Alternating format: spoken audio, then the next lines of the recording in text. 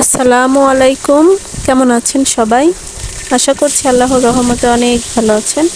আমিও আলহামদুলিল্লাহ বেশ ভালো আছি।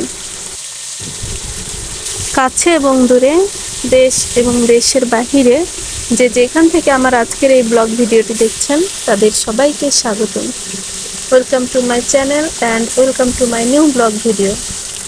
তো গত কয়েকদিন যাবৎ আমি আসলে আমার সংসারের কোনো কাজকর্মের ভিডিও দিতে পারিনি। এর পেছনে একটা অনেক বড় রিজন আছে। তো সেই কারণটাই আপনাদের মাঝে আজকে শেয়ার করব। আসলে আমার লাস্ট ভিডিওতে যেটা ছিল যে আমার প্রিয় একজন এসেছিলেন, তো তার জন্য অনেক কিছুই করেছিলাম। আসলে সেই প্রিয় মানুষটি কিন্তু অসুস্থ হয়ে গিয়েছিলেন। আর আমার শাশুড়ি মা ঠিক তার পরদিনই রাতে অনেক অসুস্থ হয়ে পড়ায় ওনাকে নিয়ে মেডিকেলে গিয়েছিলাম।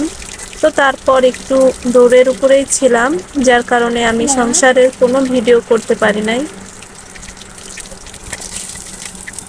তো উনি এখন মোটামুটি একটু সুস্থ হয়েছে, মেডিকেল থেকে 2 দিন আগে বাসায় গিয়েছেন।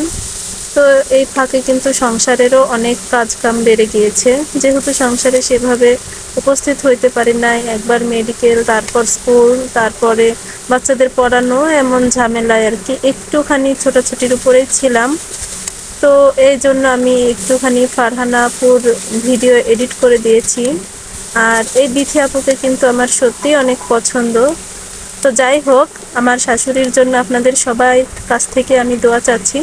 আপনারা সবাই প্লিজ আমার শাশুড়ি মার জন্য দোয়া করবেন, তিনি যেন খুব শীঘ্রই সুস্থ হয়ে ওঠেন। যদিও এই সুস্থতা আসলে আল্লাহর নিয়ামত, তারপরেও আপনাদের থেকে দোয়া চেয়ে রাখলাম। আর এইটাও কিন্তু আগেরই ভিডিও, আজকে আমি একটুখানি এডিট করে দেখাচ্ছি এই আর কি। এখানে আমি তেলাপিয়া মাছ দিয়ে লাউ এবং আলুর ঝোল রান্না করব।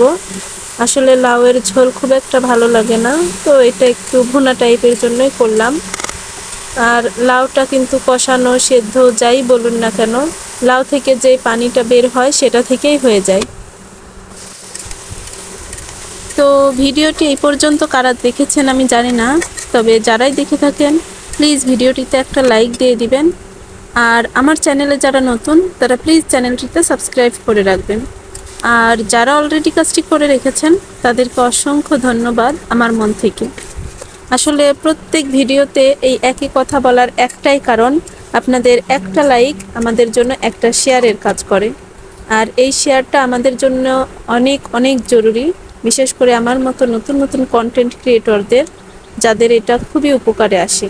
সো প্লিজ যারা এখনও লাইক দিয়ে রাখেন নাই তারা প্লিজ ভিডিওটিতে আরও একবার বলে দিচ্ছি লাইক দিয়ে দিন। আর হ্যাঁ, দেখুন আমি যখন আসলে ভিডিও করি আর রান্না করি তখন কিন্তু আমার অনেক ভুলভ্রান্তি ঘটে যায়, লবণ দিতে অনেক সময় খেয়াল থাকে না। তো তারপর আর কি রান্নার মাঝামাঝি সময় লবণ দিলেও সমস্যা নেই, আসলে এটা তো আর কাঁচা লবণ হচ্ছে না, তো যার জন্য আমি লবণটা পরে দিয়ে দিই।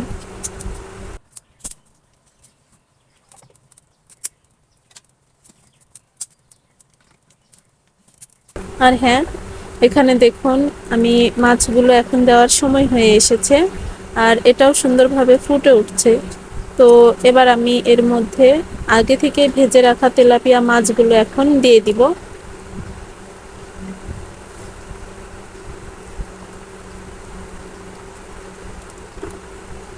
আসলে আমি প্রত্যেক সকালে একটু বেশি ব্যস্ত থাকি, যার কারণে ভিডিওটা একটু কমই করা হয়। আর হ্যাঁ, এই গরমের মধ্যে কিন্তু আমি দুপুরবেলা একদমই রান্নাঘরে যেতে পারি না। আর আমি যেহেতু মাটির চুলায় রান্না করি তাহলে বুঝেন এখানে তাপমাত্রা কতটা বেশি। আর তার জন্যই কিন্তু আমি সকালে একটু বেশি করে রান্না করে রাখি, যেন এটা দুপুর পর্যন্ত হয়ে যায়, এত সূর্যের তাপমাত্রাও থাকে না। তো যার জন্য রাতে একটু রুটি ভাজি করে নিলেই হয়ে যায়। দেখুন এখানে আমি সুন্দর করে মাছটাকে রান্না করে উঠিয়ে নিয়ে এসেছি, আর এটা কিন্তু খুবই ইয়ামি দেখাচ্ছে। আর এই রেসিপিটা কিন্তু আসলে অনেক সুন্দর হয়েছিল খেতে, আমি তো এভাবে খুবই পছন্দ করি। আপনাদের কেমন লাগে কমেন্ট করে জানাবেন। আর এই যে এখানে এই একটু টুকিটাকি শপিং দেখাচ্ছি, আসলে গরিবের শপিং বলতে পারেন। এখানে আমি কয়েকটা গজ কাপড় নিয়েছি, তো ভাবলাম আপনাদের সঙ্গে একটু শেয়ার করি। আসলে হাজবেন্ডের সাথে বাজারে গেলে বিশেষ করে এই গজ কাপড়ের দোকানে গেলে কিন্তু সব ছিটগুলো দেখেই নিতে ইচ্ছা করে। আর আমার প্রিন্টের কাপড় যদি যে কোনোটা ভালো লেগে যায় তবে সেটা আসলে আমার খুবই নিতে ইচ্ছা করে। তো যার কারণে যখনই কোনো কাপড়ের দোকানে ঢুকি, থ্রি পিস, শাড়ি এগুলো আমার চোখে পড়ে না, আমার শুধুই গজ কাপড়ের দিকে চোখ চলে যায়। কারণ গজ কাপড়টাই আমার বেশি ভালো লাগে। আর বাসায় পরে থাকার জন্য এই ব্যাক্সি ভয়েলের কাপড়গুলো কিন্তু অনেক আরামদায়ক। তো যার জন্য এখানে আমি কয়েক গজ কাপড় নিয়ে নিয়েছি। আর হ্যাঁ, এগুলো ব্যাক্সি ভয়েলের, আসলে এগুলো বাসায় পরা খুবই আরামদায়ক। আর এই প্রথমে যেটা দেখাচ্ছি সেটা কিন্তু আমার সবচেয়ে বেশি পছন্দ হয়েছিল। আপনাদের কাছে কেমন লেগেছে আমাকে কমেন্ট করে জানাতে পারেন, আমার কমেন্ট বক্স খোলা রইল আপনাদের জন্য। আর এগুলো দিয়ে আমি কেমন ডিজাইনের জামা কাপড় বানাবো সেগুলো আপনাদের জন্য শেয়ার করব। এটা সেই জামাটার সাথে ম্যাচিং করে ওড়না নিয়েছি। আর এটা হলো একটা কমলা কালারের আর কি আরেক পিস গজ কাপড়। এটা কিন্তু ব্যাক্সি ভয়েল না, এটা এমনিতেই নর্মাল, না সরি, এটাও ব্যাক্সি ভয়েলই ছিল, কিন্তু এটাতে একটুখানি কম কাপড় ছিল। তো আমি বললাম যে এটা থেকে আমার থ্রি পিস হয়ে যাবে। আমি যেহেতু অনেক রোগা সোগা একজন মানুষ, আমার খুব বেশি লাগে না। আর গজ কাপড়ে যেহেতু ভয়েল সরি বহরটা অনেক বেশি থাকে, তো যার জন্য এটা দিয়ে আমার সুন্দর হয়ে যাবে। আর এই টিয়া কালার যেই কাপড়টা দেখছিলেন, এটা দিয়ে একটা ম্যাক্সি তৈরি করব। তো এটাই আমার কাছে বেশি ভালো লাগছিল, উজ্জ্বল দেখাচ্ছিল। তো এগুলো কোনটা দিয়ে কেমন ডিজাইনের জামা বানাবো সেটা আপনাদের মাঝে অবশ্যই শেয়ার করব।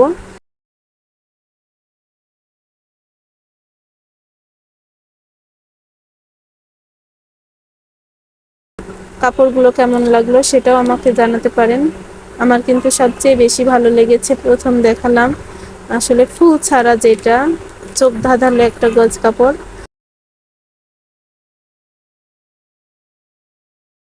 আপনাদের কাছে কেমন লাগলো কমেন্ট করে জানাবেন।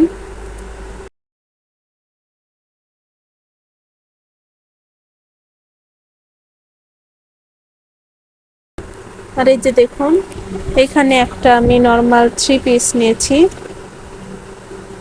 এটা হচ্ছে আসলে ডিপ জলপাই বলবো নাকি সেদ্ধ জলপাই বলবো বুঝতে পারছি না। এটা আসলে এমব্রয়ডারি করা একটা থ্রি পিস। আমার কাছে থ্রি পিসটা অনেক ভালো লাগলো তাই নিয়ে নিলাম। আসলে এটা কিন্তু আমার জন্য নয়, একজনকে গিফট করব, তো তার জন্য এটা নিয়েছি। আর কাকে গিফট করব সেটা এখন বলছি না, পরে বলবো। দেখা যাক তার পছন্দ হবে কিনা আমি জানি না, আমি কিন্তু এটা আমার পছন্দেরই নিয়েছি। তো এগুলোর মধ্যে, এই গজ কাপড়গুলোর মধ্যে আপনাদের কোন গজ কাপড়টার সব থেকে বেশি পছন্দ লেগেছে প্লিজ আমাকে কমেন্ট করে জানাবেন। আর সেই পর্যন্ত আপনারা সবাই ভালো থাকবেন। আপনাদের সুস্বাস্থ্য কামনা নিয়ে আজকের ভিডিওর এখান থেকে আমি বিদায় নিচ্ছি। ভালো থাকবেন আপনারা সবাই। আল্লাহ হাফেজ। আসসালামু আলাইকুম।